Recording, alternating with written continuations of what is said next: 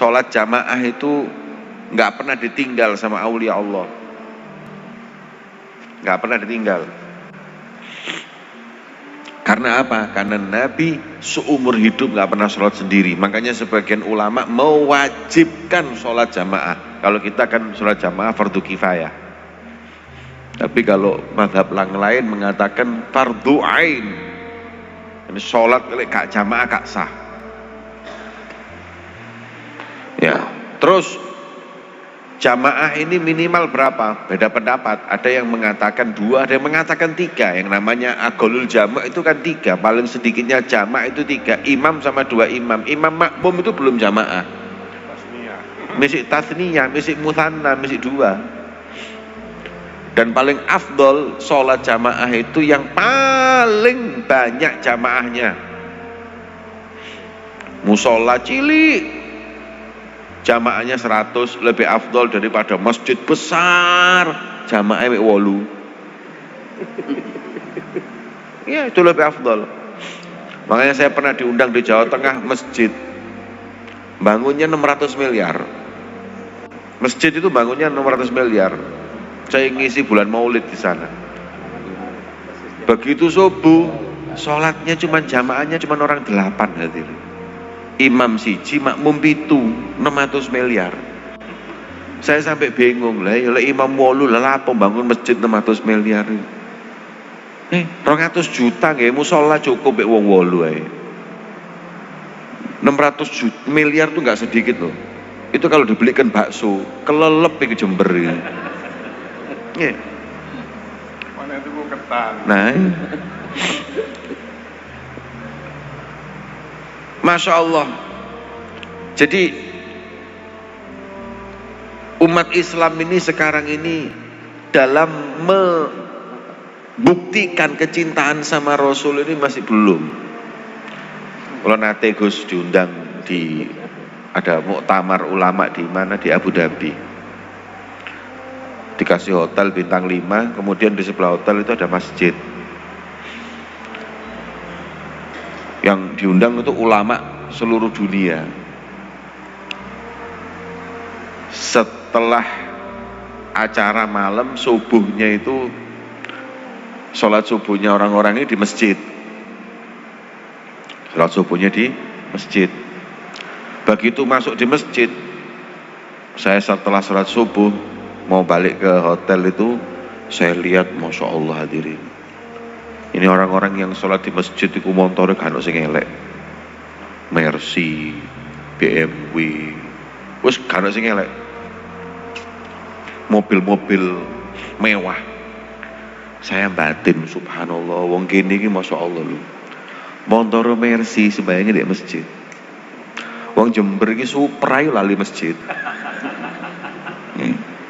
Apa meneh duwe kijang sik Supra lali masjid wis. Sampeyan tinggalin masjid itu, motor-motornya kan gak pati apik ya. Don pickup iku ndek mburi nggih.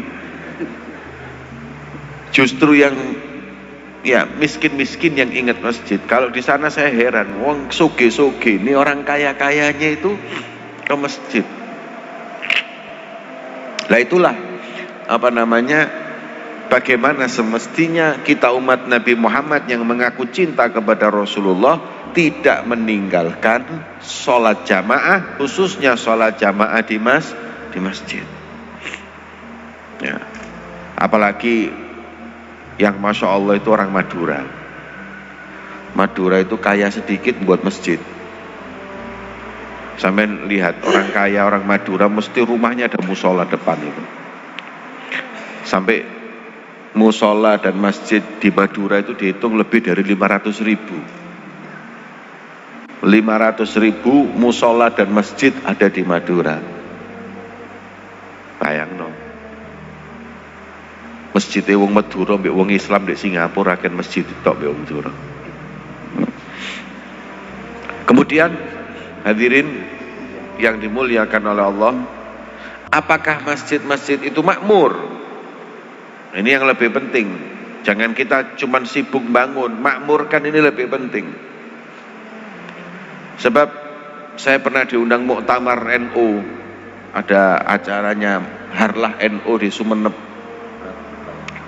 Begitu acara pulang sampai jam 1 malam, saya balik subuh itu di Bangkalan, cari masjid yang bagus untuk sholat subuh. Begitu saya masih tengah-tengah wudhu, qomat, Allahu Akbar, wah, ekspres sholat saya. Apa? Wudhunya saya cepetin.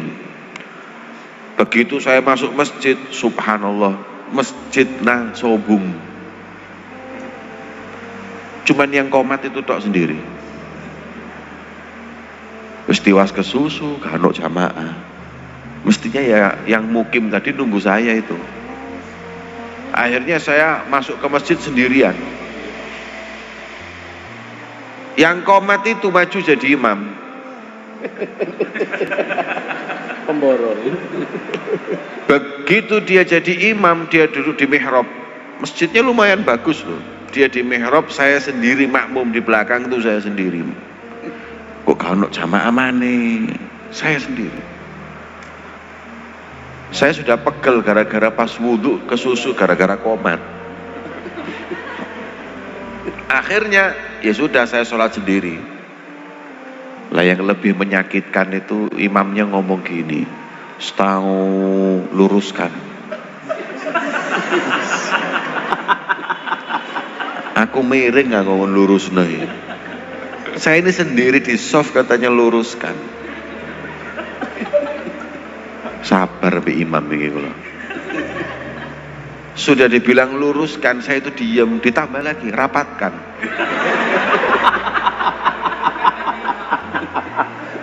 Ada yang ngerapat norono nabrak tembok, ngerapat rono nabrak tembok. Akhirnya saya maju, saya rapatkan dengan imamnya. Akhirnya kita semihrab berdua. Ya. Sembayang satu mihrab sama imam. Begitu imam assalamualaikum, saya itu di dalam sholat ini wis gregetan dalam hati. Setelah sholat selesai, imam saya bawa ke rumah takmir. Saya kasih tahu takmirnya, masjidnya kosong. Kasih tahu orang kampung itu. Begitu assalamualaikum, saya minta maaf kepada imam. Imam, maaf, boleh nggak saya minta tolong? Nah, Habib, antarkan saya ke rumah ketua takmir. Ketawa. Ketua takmirnya ya saya, Habib.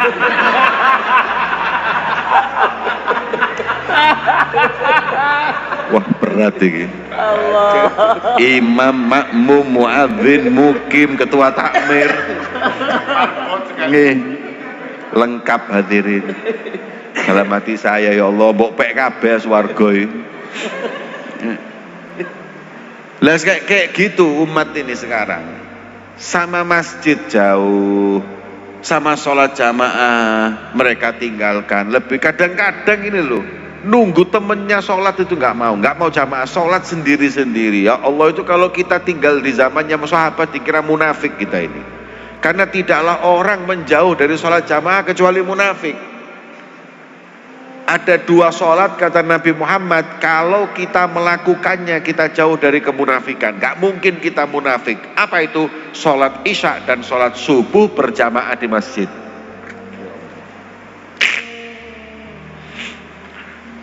Kita ini kalau sudah bisa istiqomah sholat subuh di masjid, aman dari sifat munafik. Karena apa? Munafik gak bisa, hadirin. Jangan lagi munafik ke masjid, bangun aja gak bisa.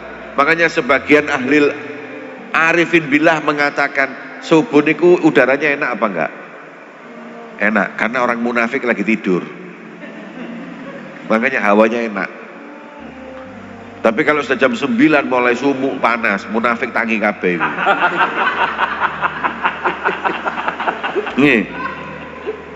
Tapi kalau subuh munafik tidur semua, mana ada yang bangun? Afqalus sholati alal munafikin sholatul isya wa sholatil fajri jamaah. Dua sholat ini.